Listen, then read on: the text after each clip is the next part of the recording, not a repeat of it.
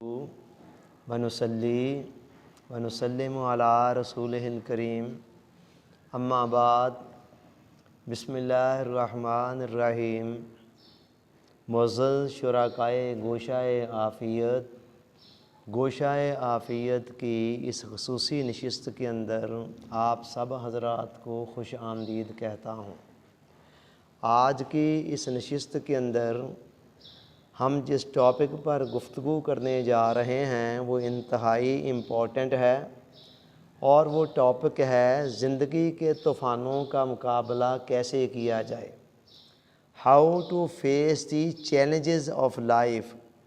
इस गुफ्तगू को हम इंशाअल्लाह एक से ज़ायद नशिस्तों के अंदर मुकम्मल करेंगे। किसी दानश्वर का बड़ा खूबसूरत कौल है कि अक्सर लोग ज़िंदगी की किताब को पढ़ना शुरू कर देते हैं बग़ैर इसके कि उन्होंने ज़िंदगी की ज़ुबान सीखी हो। ज़िंदगी की ज़ुबान से मुराद यहाँ ज़िंदगी के कवानीन को जानना है, ज़िंदगी के फार्मूलों को जानना है, ज़िंदगी के राज़ों को जानना है, फ़ितरत के कवानीन को जानना और उनसे अपने आप को हम आहंग करना है। मैं कहता हूँ अक्सर लोगों की ज़िंदगी की नाकामी की बड़ी वजह यही है कि वो फ़ितरत के कवानीन को नहीं जानते हैं और फ़ितरत के कवानीन से अपने आप को हम आहंग नहीं करते और उसके नतीजे में उनकी ज़िंदगी नाकामियों का मुरक्का बनकर रह जाती है। खालिक़े कायनात ने कायनात का निज़ाम कुछ इस तरह का डिज़ाइन किया है कि यहाँ ज़िंदगी का सफ़र हमवार रास्तों के ऊपर तय नहीं होता। यहाँ ज़िग ज़ैग्स भी हैं, अप्स एंड डाउन्स भी हैं। ज़िंदगी के अंदर कई किस्म के नशेबो फराज आने होते हैं।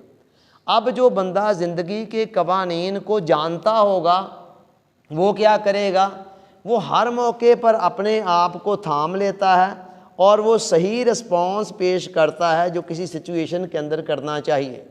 जिस बंदे की ज़िंदगी के कवानीन से आशनाई नहीं होती है वो बेचारा हर मौका पर गलत रिस्पॉन्स देकर अपने आप को नाकाम कर देता है और बेशतर लोगों के साथ ऐसे ही हो रहा है। इस नशिस्त के अंदर हम इंशाअल्लाहुल अज़ीज़ आपके सामने कुछ ऐसे टिप्स रखने जा रहे हैं कि जिनको अगर आप समझ लेंगे ना तो इंशाअल्लाह ज़िंदगी के अंदर जितने भी चैलेंजेस आएंगे और जो मसाइल भी आएंगे उनको फेस करने के लिए आपके पास बेहतरीन हथियार मौजूद होंगे। आइए देखते हैं कि वो टिप्स हैं क्या। सबसे पहला नुक्ता जो समझना चाहिए इस हवाले से वो ये है कि मसाइल ज़िंदगी का लाज़मी हिस्सा है। मसाइल ज़िंदगी का लाज़मी हिस्सा है। अब आप ये सोच सकते हैं कि ये कौन सी ऐसी नई बात है जो मैं बताई जा रही है। ये तो हर किसी को पता है कि मसाइल ज़िंदगी का लाज़मी हिस्सा है। बाबा पता होना एक बात है और उस बात का इस्तेहज़ार के दर्जे में होना एक दूसरी बात है।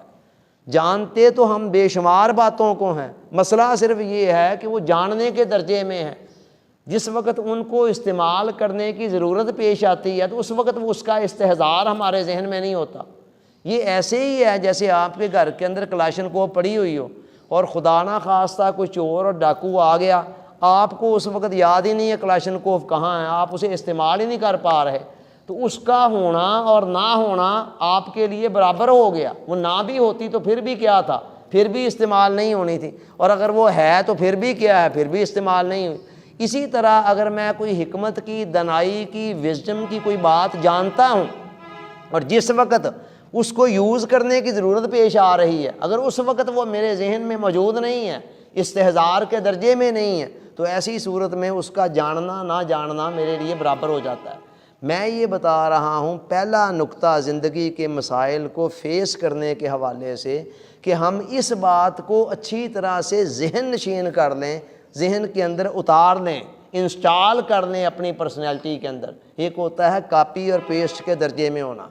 कापी पेस्ट के दर्जे में जो चीज़ें रहती हैं ना वो कंप्यूटर की मेमोरी पर भी एक बोझ होती हैं, और जो चीज़ कंप्यूटर के अंदर इंस्टॉल हो जाती है ना वो मुस्तकिल तौर पर उसका एक हिस्सा बन जाती है। और इसकी बड़ी मिसाल आप ये देखें, हमारे मुल्क के अंदर कितने हुफ़ाज़ हैं बच्चे, حفظ کیا ہوا ہے پورا قرآن، لیکن اس پورے قرآن کا کوئی امپیکٹ، کوئی رزلٹ، کوئی نتیجہ، کوئی اثر آپ کو ان کی لائفز کے اندر نظر نہیں آئے گا۔ وجہ کیا ہے؟ وہ سارا نالج جو ہے وہ کاپی پیسٹ کے درجے میں ہے، انسٹال نہیں ہوا ہے، اور انسٹال اگر ایک آیت بھی ہو جائے تو وہ ایک آیت انسان کی زندگی کے اندر بہت کچھ نتائج دے سکتی ہے۔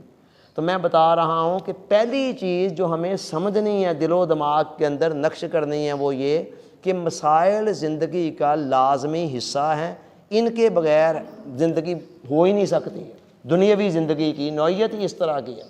اللہ رب العزت نے کائنات کے اندر ہر چیز کا جوڑا جوڑا بنایا، فرمایا وَخَلَقْنَا مِن كُلِّ شَيْءٍ زَوْجَيْنِ، ہم نے ہر چیز کا جوڑا جوڑا بنایا۔ دیکھیں گرمی اور سردی کا ایک جوڑا ہے، رات اور دن کا ایک جوڑا ہے، خزاں اور بہار کا ایک جوڑا ہے، آسمان اور زمین کا ایک جوڑا ہے، مشرق مغرب ملتے ہیں تو ایک جوڑا بنتا ہے، شمال جنوب ملتے ہیں ایک جوڑا بنتا ہے، مرد اور عورت ملتے ہیں تو ایک جوڑا بنتا ہے۔ اللہ حاصل کیا، جس طرح کائنات کی ہر چیز کا ایک جوڑا جوڑا بنایا، اسی طرح اللہ تعالیٰ نے دکھ اور سکھ کا بھی، راحت اور کلفت کا بھی ایک جوڑا بنایا ہے، خوشی اور مسرت اور اس کے مقابلے میں غم کا ایک جوڑا بنایا ہے۔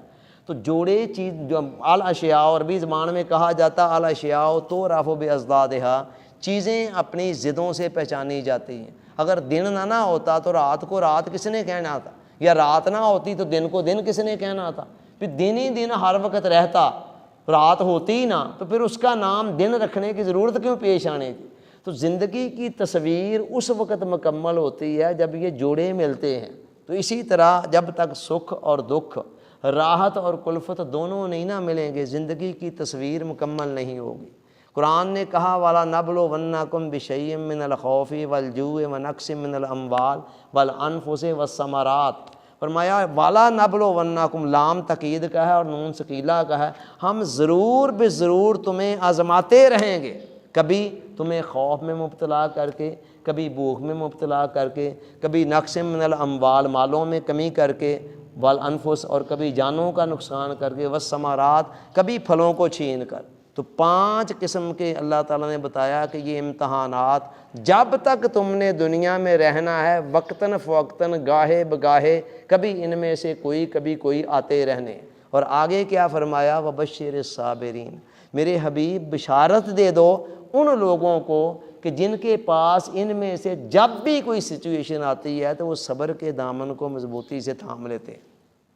تو یہ آزمائشیں، مسائل زندگی کا لازمی حصہ ہے۔ ایک اور مقام پر فرمایا افحسبتم ان تدخلوا الجنہ، کیا تم نے یہ گمان کر لیا ہے، ام حسبتم ان تدخلوا الجنہ، تم یہ گمان کیے بیٹھے ہو کہ تم جسٹ کلمہ پڑھ لیا ہے تو جنت میں داخل ہو جاؤ گے۔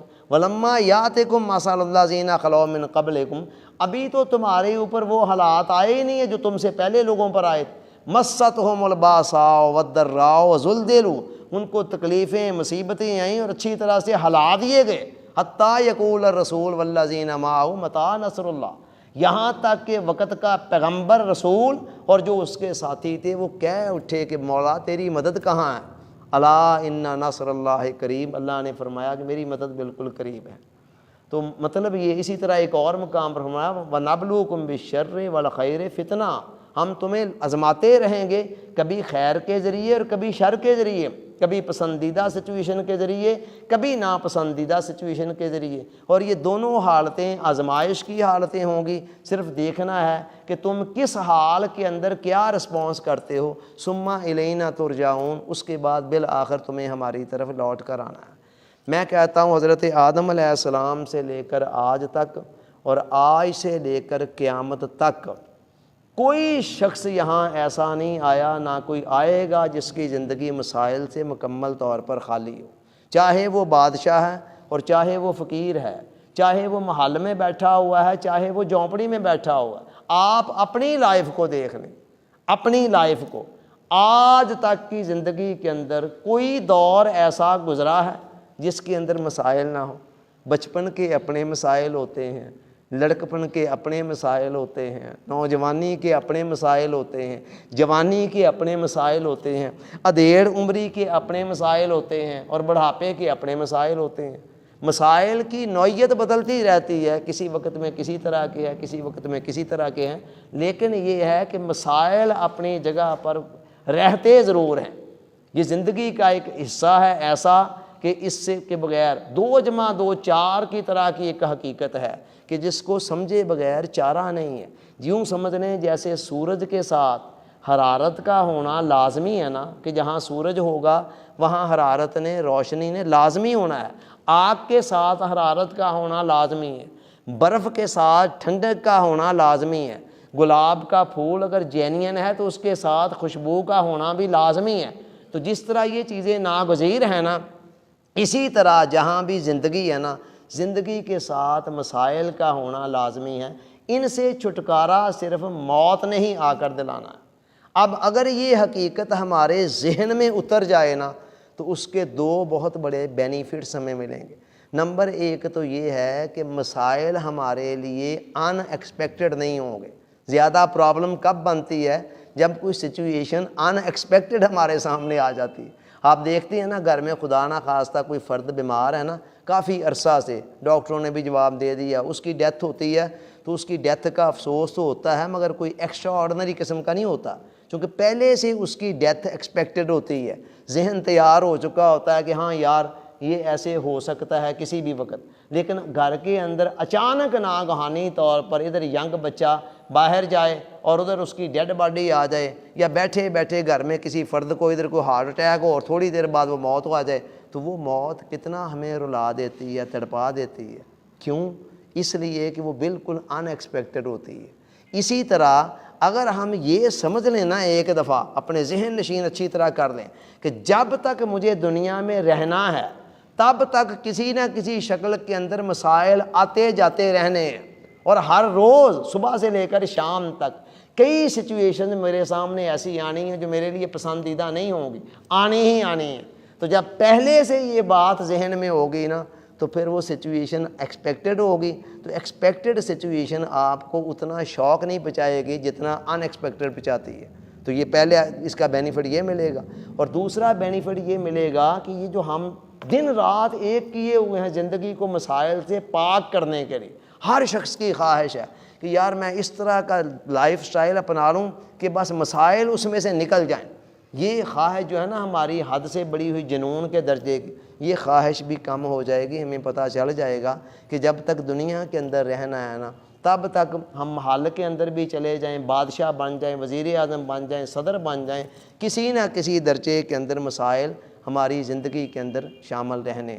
تو یہ پہلا نقطہ ہے کیا کہ مسائل زندگی کا لازمی حصہ ہیں، یعنی اس کو ایک ناگزیر حقیقت کے طور پر قبول کر لیا جائے۔ اگلی بات، دوسرا نقطہ اس حوالے سے یہ ہے کہ ہر مسئلے کی زندگی محدود ہوتی ہے، ہر مسئلے کی جو ایج ہوتی ہے نا وہ لمیٹڈ ہوتی ہے۔ اللہ تعالیٰ نے قرآن مجید میں فرمایا کلو شیء ہالک الا وجہ اللہ، ہر چیز ہلاک ہو جانے والی ہے سوائے اللہ کے۔ دوسرے مقام پر فرمایا کلو من علیہا فان ویبقی وجہ ربک ذو الجلال والاکرام، ہر چیز جو اس کائنات کے اندر تمہیں نظر آ رہی ہے یہ فنا ہونے والی ہے، اور اگر باقی رہنا ہے تو تمہارے رب کا جو ذات ہے وہ باقی رہنی ہے، جو بزرگی والی ہے، اکرام والی ہے۔ تو کہنے کا مطلب یہ ہے کہ خدا کے سوا اس کائنات کے اندر کوئی شے بھی ایسی نہیں ہے جسے دوام ہو، ٹھیک ہے، جس کی حیثیت پرماننٹ ہو۔ علامہ نے بڑی خوبصورت انداز میں اس زندگی کی حقیقت کو بیان کرتے ہوئے کہا کہ ثبات ایک تغیر کو ہے زمانے میں، سکون محال ہے قدرت کے کارخانے میں۔ کہتے ہیں یہ ثبات مین ثابت قدمی، استقامت، کسی چیز کا موجود رہنا۔ کہتے ہیں یہ جو موجود رہنے والی مستقل طور پر رہنے والی چیز ہے نا وہ صرف ایک ہی ہے، اور وہ ایک چیز کیا؟ تغیر، تبدیلی کا عمل۔ یعنی تبدیلی کا عمل ایک ایسا ہے کام کہ جو کنٹینوسلی رہتا ہے، تبدیلی آتی رہتی ہے ہر جگہ پر، ہر شعبے میں۔ اپنے گھر میں دیکھیں 10 سال پہلے حالات کیا تھے، آج کیا ہیں، 5 سال پہلے کیا ہیں، 5 سال بعد کیا ہوں گے، 10 سال بعد کیا ہوں گے، یہاں کے حالات، ہر جگہ پر آپ دیکھیں کہ تبدیلی کا عمل ہر جگہ پر ہر انسان کے اوپر کنٹینوسلی چلتا رہتا ہے۔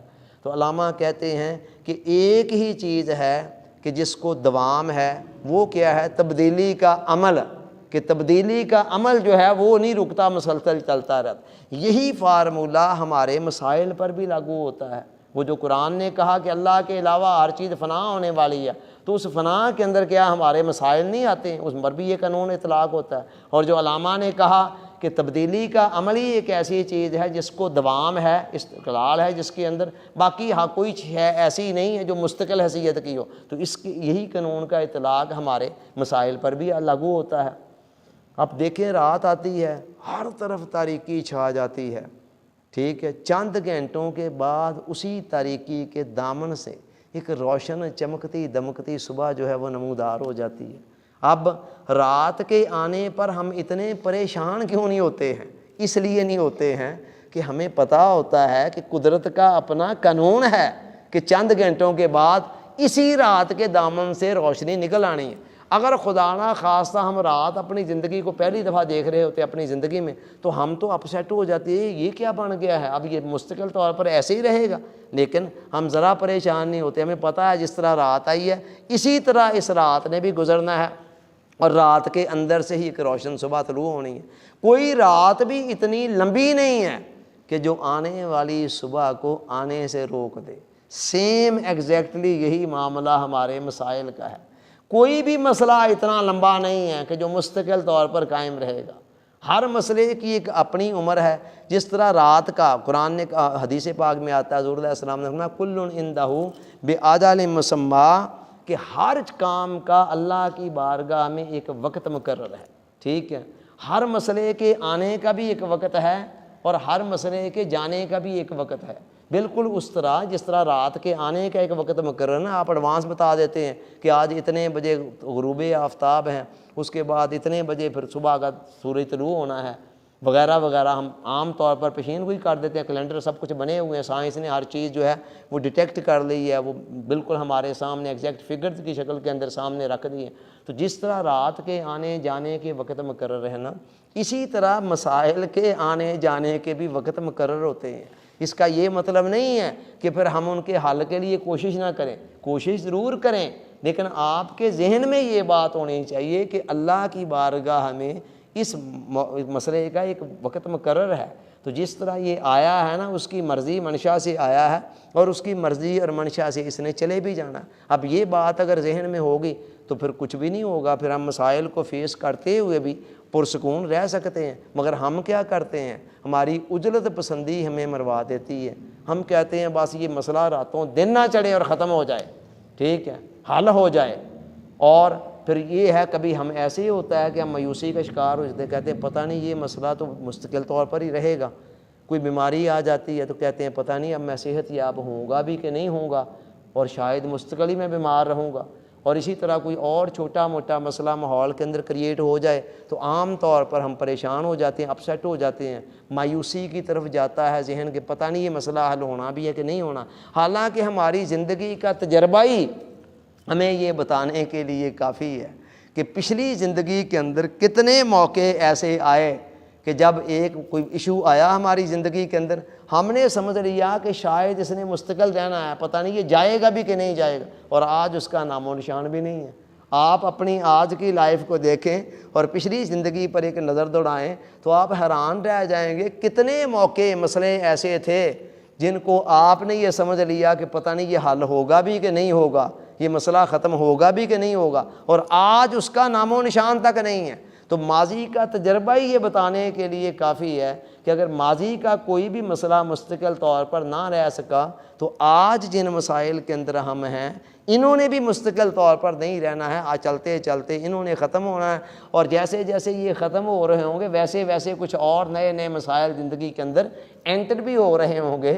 تو یہ سلسلہ چلتا ہی رہنا ہے، ہماری ٹل دی اور ڈیتھ، ہماری موت تک یہ سلسلہ چلتا رہنا۔ غزوہ احد کے اندر مسلمانوں کو وقتی طور پر نہ ایک شکست کا سامنا کرنا پڑا، ایک موقع آیا جب ایک اجتہادی غلطی ہوئی، اور اس اجتہادی غلطی کے نتیجے کے اندر وقتی طور پر کافر غالب آ گئے، مسلمانوں کا کچھ نقصان بھی ہو گیا، اور مسلمان اس پر بڑے رنجیدہ سے تھے کہ یہ ہمارے ساتھ کیوں ہوا۔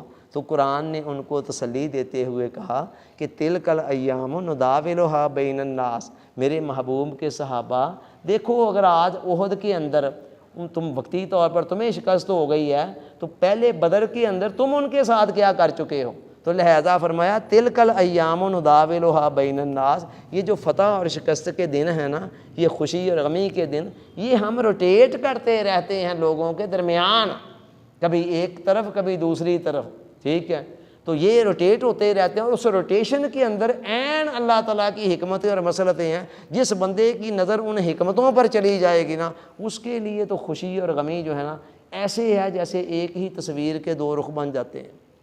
وہ سمجھتا ہے کہ بس ان میں کوئی فرق نہیں ہے، جو حال بھی آ رہا ہے وہ خدا کی طرف سے آ رہا ہے، اور وہ عین کسی حکمت پر مبنی ہے، اور اس کے اندر ہی میرے لیے کوئی بہتری بھی ہے۔ اور یہیں سے میں تیسرے نقطے کی طرف جا رہا ہوں، اور تیسرا نقطہ کیا ہے کہ ہر مسئلے کے اندر مثبت امکانات موجود ہوتے ہیں۔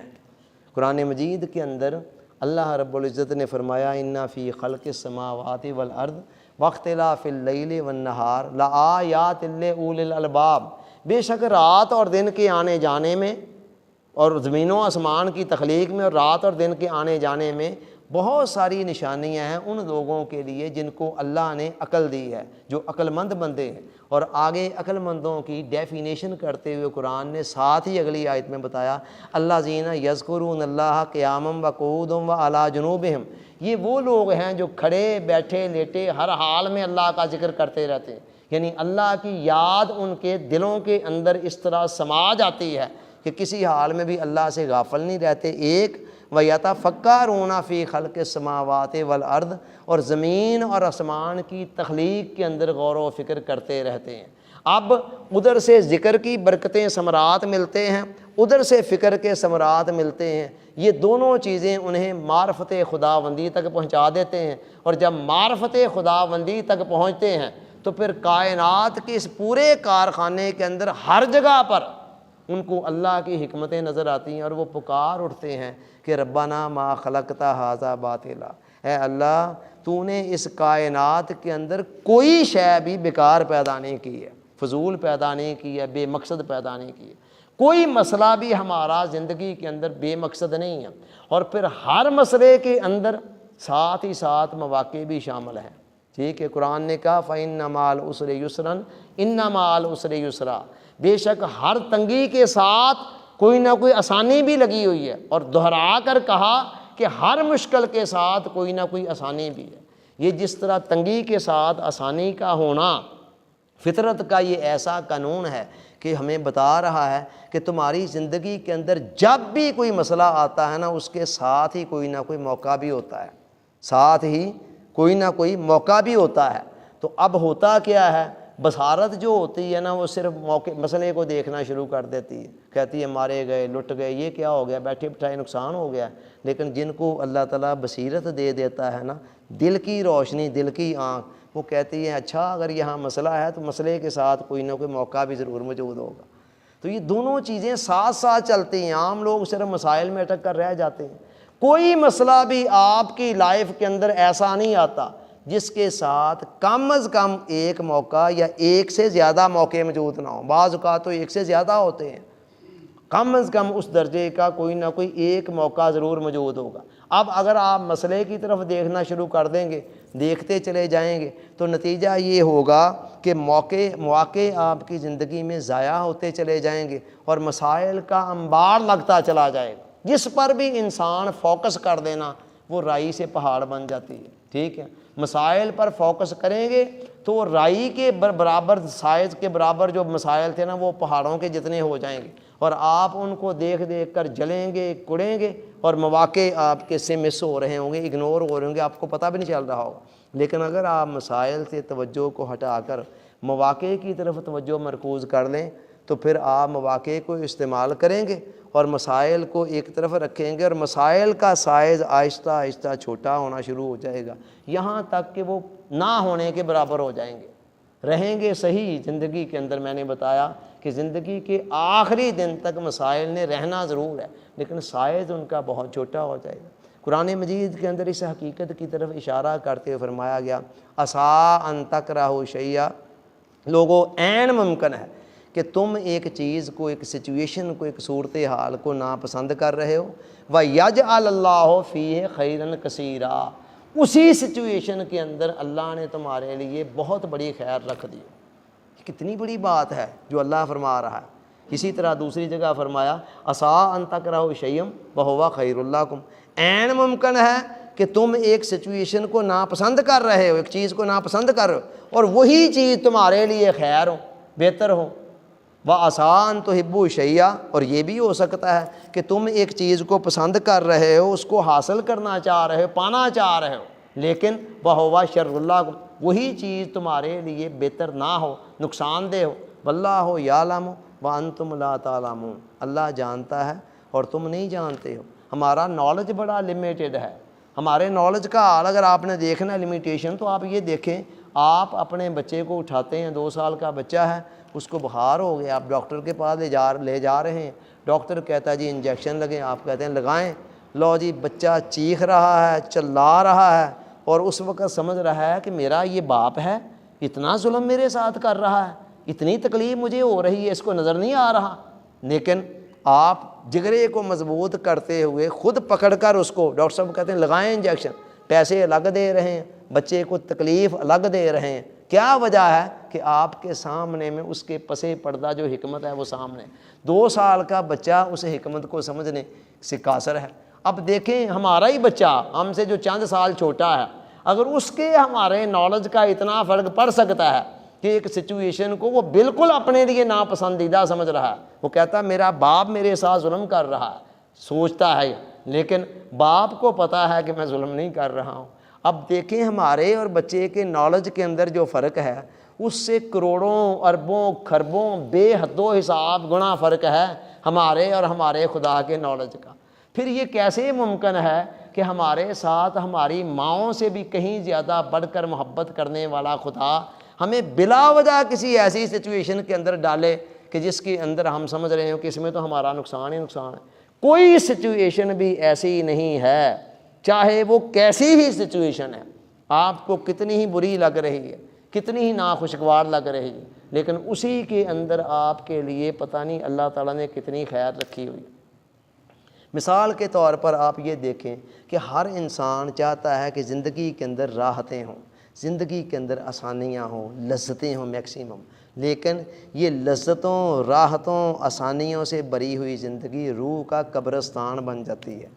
جن لوگوں کی زندگیوں کے اندر صرف ہر وقت اے سی چل رہا ہے، اے سی والے روم سے نکلے اور اے سی والی گاڑی میں بیٹھ گئے اور جا کر اے سی والے دفتر میں بیٹھ گئے، اور فریج کے اندر ہر وقت کھانے پینے کی چیزیں موجود ہیں، دسترخوان کے اوپر ہر وقت کوئی نہ کوئی 2-4 ڈشیں موجود ہیں جن کے اندر گوشت وغیرہ بھی ہے، آپ کو اندازہ ہی نہیں ہے وہ کتنی سطحی، کتنی کھوکھلی اور کتنی پھیکی اور کتنی بے مزہ زندگی گزار رہے ہیں۔ کوئی بھی مسئلہ نہیں نہ ہوگا تو پتہ نہیں اندر ہی اندر کیا بے چینی، کیا اضطراب، جس کی ان کو خود سمجھ تک نہیں آ رہی ہوتی کہ یہ کیا کچھ ہمیں فیل ہو رہا ہے، کیوں ایسے ہو رہا ہے، سب کچھ تو ہماری لائف کے اندر ہے۔ تو بندہ آسانیاں راحتیں چاہتا ہے، مگر اللہ کو پتہ ہے ایک حد سے زیادہ آسانیاں اگر دوں گا نا تو اس کی روح بیچاری تو چلتی پھرتی لاش بن جائے گی، کیا رہ کیا جائے گا اس کے اندر انسانیت کا جوہر۔